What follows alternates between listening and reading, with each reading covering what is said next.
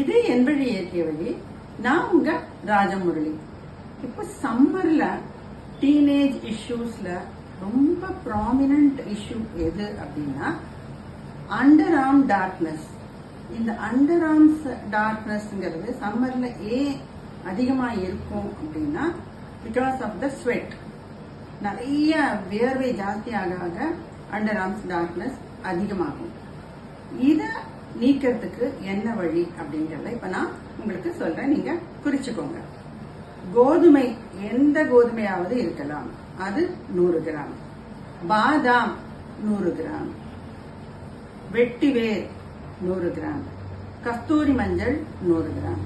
இது எல்லாம் நல்ல வெயில்ல வளர்த்திட்டு அதுக்கப்புறமா நீங்க மஞ்சள் மிஷின்ல கூட கொடுத்து அரைச்சுக்கலாம்.